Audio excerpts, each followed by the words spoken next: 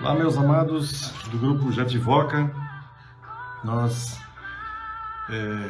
Eu particularmente, quero dar continuidade aí aos nossos estudos que nós fazíamos, até porque a gente não sabe quanto tempo que todo esse processo aí da pandemia vai permanecer, e eu penso que nós podemos fazer algumas publicações e alguns vídeos, para deixar com vocês, para vocês irem pensando, meditando a respeito de tudo isso, E até porque é um grupo que está no meu coração, então por isso eu não quero deixar isso em branco, mas eu quero dar uma sequência, quero dar continuidade àquilo que nós começamos, tá bom?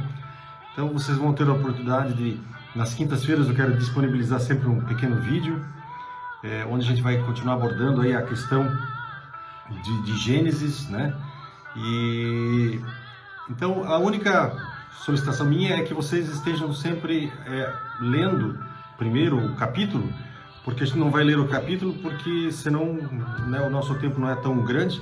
Eu não quero também me alongar muito, então vocês leiam o capítulo primeiro e aí a gente vai dando segmento, sequência, explicando algumas coisas que são muito importantes, tá bom?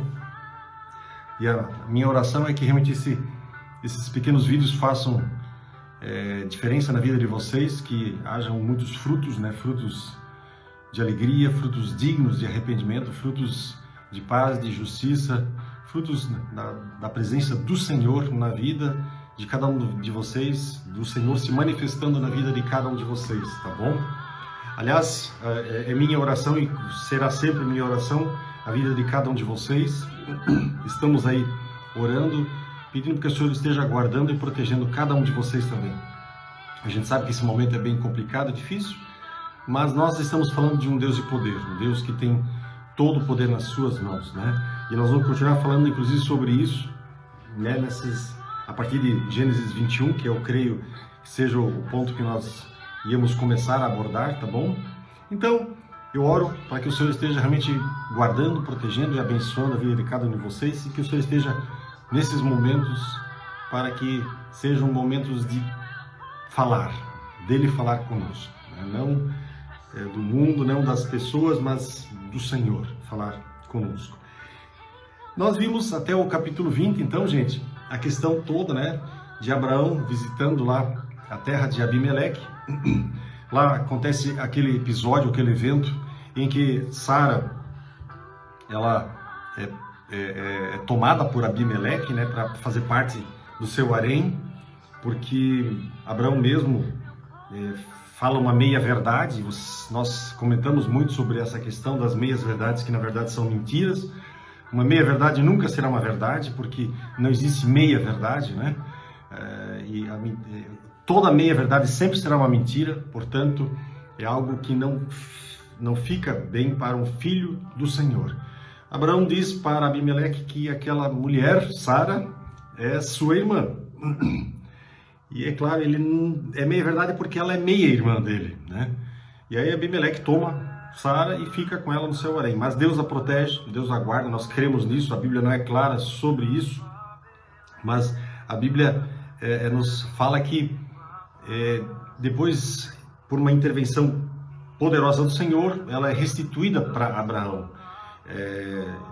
E aí a gente entende também que não aconteceu muita coisa, ou não aconteceu nada com ela, porque ela seria mãe de uma nação, e ela deveria ser de uma linhagem intocada, pura, Nós entendemos isso baseado naquilo que a palavra nos coloca. Por isso mesmo, então, nós entendemos que ela veio e ficou com Abraão apenas, não dormiu com mais ninguém. Então, no capítulo 21 de Gênesis, nós temos então a história do nascimento de Isaac. E esse nascimento é um nascimento, obviamente, sobrenatural, tá certo? E ali nos versículos 1 até 7 fala, dessa questão toda do que aconteceu.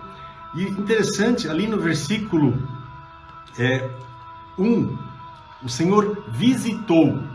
Quando o verbo visitar é usado, é interessante isso, porque sempre quando aparece essa palavra, é porque Deus quer trazer ou algum julgamento, ou Deus quer trazer uma bênção para a nação.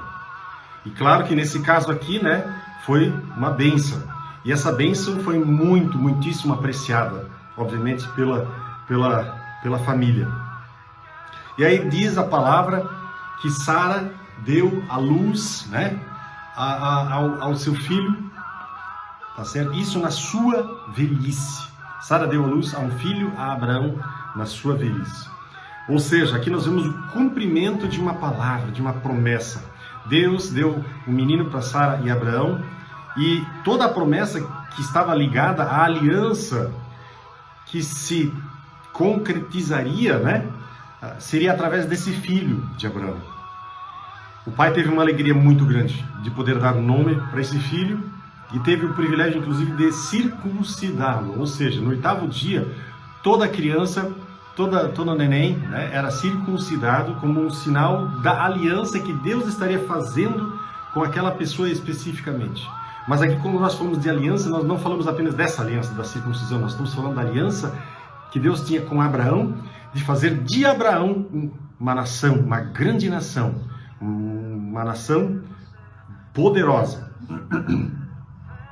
E a Bíblia diz, né, que quando Sara ergue a criança nos seus braços, a sua alegria foi sem limites, porque durante meses ela estava angustiada, carregando um neném, e ali naquele momento, né, ela pôde dizer: Deus me deu motivo de riso, de alegria, e todo aquele que ouvir isso vai se rir junto comigo.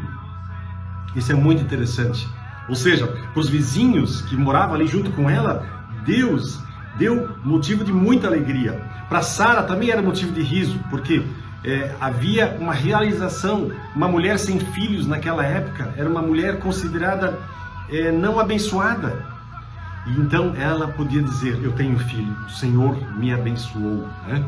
E foi um momento grande, poderoso, inesquecível, né, de ação de graças, de alegria e de uma sagrada dedicação. Inclusive o nome Isaac significa riso, né?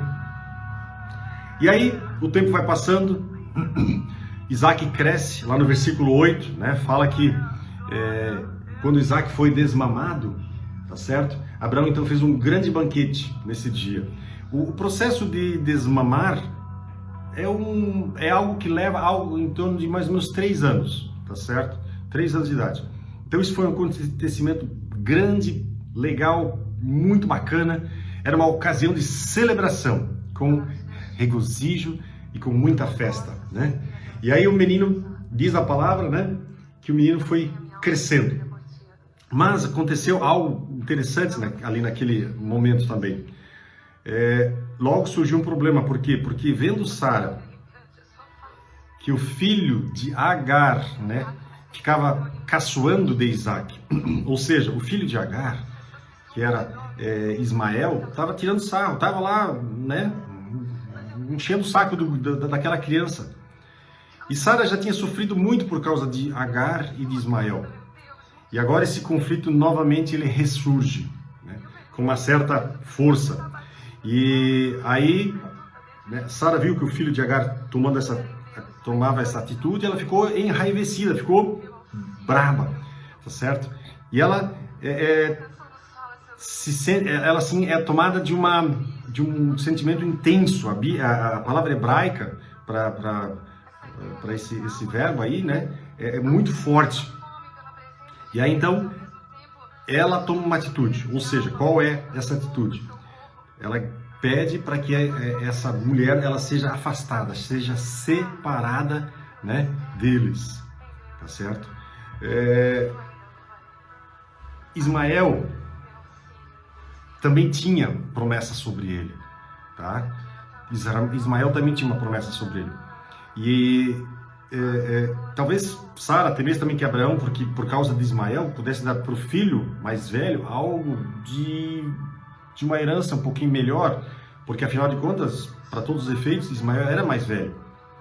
Mas a promessa de Deus não era sobre Ismael, a promessa de Deus era para os filhos, tá? E quando isso nos faz lembrar algumas coisas muito importantes.